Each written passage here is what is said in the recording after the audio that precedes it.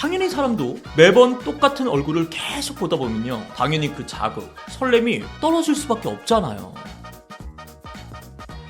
네, 여러분 반갑습니다. 10만 유튜버 마선생입니다.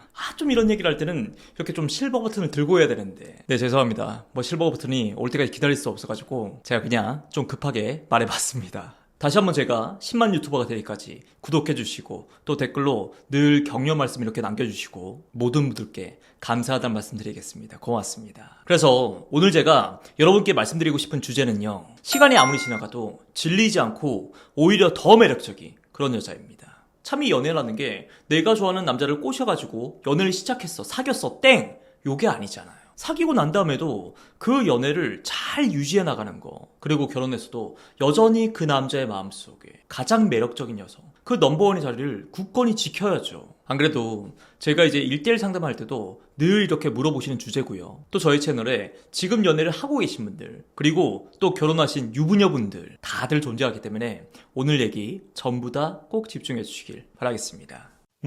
제일 먼저 가장 중요한 거죠. 그 시간의 힘. 그러니까 시간이라는 어쩔 수 없는 자연의 섭리를 인정하는 거. 이게 뭔 소리냐. 그러니까 시간이 흘러가도 오히려 더 매력적인 사람은요, 절대 이런 말을 하지 않습니다. 아니, 처음에는 그 남자가 내 얼굴만 봐도 되게 막 설레하는 게 느껴졌거든? 근데 이제 더 이상 나를 보면 설레지 않나 봐. 별 감흥이 없어 보여. 속상해. 너무 서운해. 물론 이것도 그 정도라는 게 당연히 있습니다. 연애를 막 시작할 당시에는 전혀 안 그랬는데, 이 남자가 이 자식이 뭐 이제는 하루 종일 그냥 자취방, 모텔방 거기 처박혀서 안 나올라 그래. 귀찮대 밖에 나가기. 그냥 이 안에서 배달음식이나 시켜가지고 데이트하지. 이런 놈은 당연히 멱살 잡고 따져야 될 문제죠. 제가 말하고 있는 건요, 바로 이런 겁니다. 남자도 그렇고 여자도 그렇고 이 세상 모든 사람들이 모든 관계에서 시간이 지나면 지날수록 그 열정이라든지 에너지 어쩔 수 없이 잦아들게 되어 있다. 여러분의 엄마 아빠 되게 소중하죠. 사랑하지. 근데 엄마가 마수가 얼른 나와, 밥 먹어, 이러면 어떻게 합니까? 엄마, 어쩜 나를 위해서. 진짜 감동이, 엄마 너무 고마워. 매번 이래요? 대부분이 그냥 침대에서 스마트폰 막 보다가 엄마 알았어, 좀 이러잖아요. 그리고 회사도 마찬가지입니다. 처음 입사할 때야, 출근도 미리미리 늦지 않게 일찍 딱 가고, 그리고 사람들 만나도 엄청 인사 잘하잖아요. 싹싹하게. 그쵸? 근데 한 서너 달 지나면 어떻게 됩니까? 이 사람이 편해지잖아요. 긴장이 풀리잖아. 근데 이걸 가지고 너는 어쩜 엄마한테 그럴 수가 있냐? 이 천하의 불효막심한 녀석아? 처음엔 빠릿빠릿하더니 이제 열정이 식었어. 사람이 변했어. 누가 이렇게 말을 하냐고요. 세상 만사가 그렇게 시간이 흐르면요, 다 이렇게 되기 마련인데 왜 유독 남녀관계만큼은 그렇지 않을 것이다, 그런 착각을 하냐, 이 말입니다. 연인관계도 시간이 지나면서 서로 많이 만나고 또 서로가 서로에 대해서 더 알아갈수록, 특히나 스킨십, 이 잠자리를 여러 번 하다 보면요, 어쩔 수 없이 그 초반의 짜릿함이라든지 설렘, 서로에 대한 열정, 이런 게 자연스럽게 잦아들기 마련이라고요. 그렇기 때문에 그래, 우리 만난 지 한 1년 좀 지났는데, 그래, 결혼해서 한 3년 같이 살았는데 어느 정도는 그럴 수 있지. 이 시간이라는 자연의 섭리를 뭔가 담담하게 인정하는 거, 이게 바로 지속 가능한 매력의 시발점이라 봅니다, 저는. 그리고 두 번째, 시간이 지나서 그런 거구나, 어쩔 수 없지, 이렇게 마냥 가만히 있으면 또 안 되겠죠? 당연히 그 변화를 위한 노력을 해야 된다고요. 그리고 그걸 상대방이 아니라, 남이 아니라 오롯이 나에게서 찾는 겁니다. 물론 시간이 그렇게 지나가가지고 둘 사이에 그렇게 설렘이 떨어진 데에는요, 당연히 두 사람 모두에게 원인이 있겠죠. 근데 그걸 내가 아닌, 그러니까 상대방, 이 남자가 가지고 있는 문제에 집중을 해가지고요, 그 남자에게 막 뭐라고 하면서 쪼은들, 잘했고 못했고를 떠나가지고 그게 과연 쉽냐, 이거예요. 그렇게 남이 변하길 요구하고 바라고 있는 것보다 당연히 그 시간에 차라리 내가 변하는 거, 그게 훨씬 더 쉽고 빠른 방법 아닙니까? 그 변화를 위한 노력도 되게 다양합니다. 의외로 여러분들이 할 수 있는 게 되게 많아요. 우선 둘이 만나가지고 나누는 대화부터, 뭐해? 밥 먹었어? 출근했어? 아니면 맨날 똑같은 그 회사 얘기, 일 얘기, 아니면 남들 뒷담화. 또 누군가는 지겨워, 맨날 그 얘기야 오빠는. 아니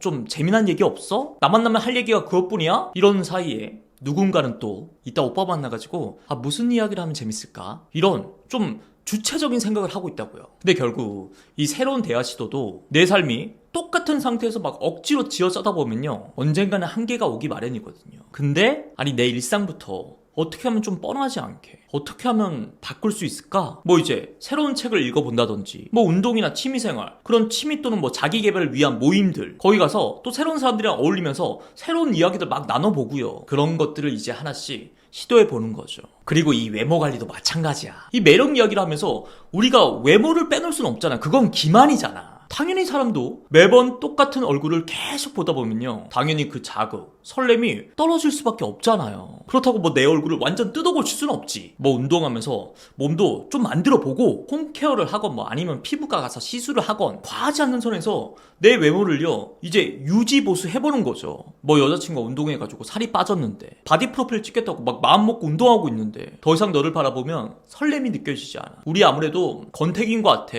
세상에 이런 남자친구가 어디 있겠냐고요. 안 그래요? 자, 근데 중요한 게 있습니다. 여러분들이 이런 변화를 위해 가지고 한창 막 애를 쓸 때 이런 생각이 문득 들 수가 있어요. 아니 근데 우리 둘 간의 그런 관계 회복, 유지를 위해 가지고 왜 나만 이렇게 혼자 생고생을 하는 것 같지? 굳이 그렇게 억울하게 생각할 필요가 1도 없습니다. 여러분이 그렇게 하는 거 있잖아요. 정확하게 말하면 그 둘의 관계를 회복하기 위해서, 유지하기 위해서, 그게 아니고요. 순전히 내 자신, 나를 위해서입니다.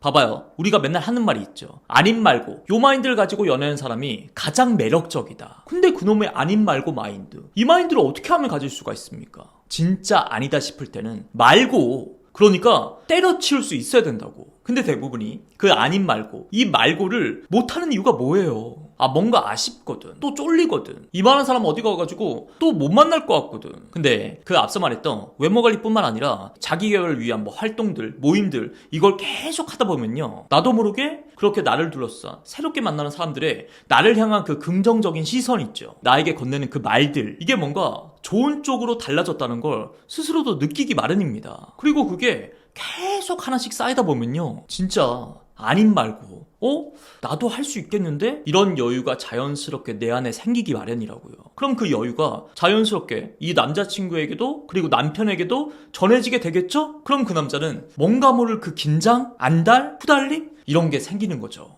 그리고 또 둘이 만나서 대화할 때도 마찬가지입니다. 예전과 달리 이 남자 말에 조금 더 내가 경청해 보려고 하고요, 이 남자 입장을 조금 더 내가 헤아려 보려고 하고, 그리고 리액션도 밝게 하면서 새로운 주제, 뭔가 새로운 분위기의 대화, 그런 걸 막 이끌어 보려고 노력한단 말이지. 이런 걸 할 때도 늘 그런 생각이 들 거예요. 아니 왜 나만 혼자 이런 배려, 이런 노력을 해야 되는 건데. LA 프롬의 그 사랑의 기술이라는 책을 보면요, 이런 말이 나옵니다. 생산적인 성격의 경우 주는 것은 잠재적 능력의 최고 표현이다. 준다고 하는 행위 자체에서 나는 나의 힘, 나의 부, 나의 능력을 경험한다. 주는 것은 박탈당하는 것이 아니며, 준다고 하는 행위에는 나의 활동성이 표현되어 있기 때문에 주는 것은 받는 것보다 더 즐겁다. 결국 여러분이 그렇게 대화할 때 먼저 배려하고, 먼저 노력하고, 먼저 이해해보려는 그 여러분의 성품, 대화 능력, 그걸 그 남자한테 뺏기는 게 아니라는 거죠. 스스로 나의 그런 능력을 발휘하면서 지금 내 자신의 인격, 가치, 매력을 더 업그레이드 시켜나가는 과정입니다. 근데 정 그 남자가 나의 그런 능력, 매력을 뭐 못 알아본다, 그리고 계속 못 받고 그걸 튕겨낸다. 그럼 그런 나의 능력을 걷어들이면 되는 거죠. 그러면서 다른 또 더 좋은 남자, 내 능력, 내 매력을 알아봐주는 새로운 남자 만나면 되는 거 아닙니까? 자, 이렇게 시간이 지나면 지날수록 사라지기는커녕 나의 매력이 더욱더 빛을 발할 수 있는 바로 그 매력 부자 여러분 모두가 되셨으면 좋겠습니다. 네, 지금까지 제 영상이 여러분께 도움이 됐다면 구독, 좋아요 꼭 좀 부탁드리겠습니다. 고맙습니다.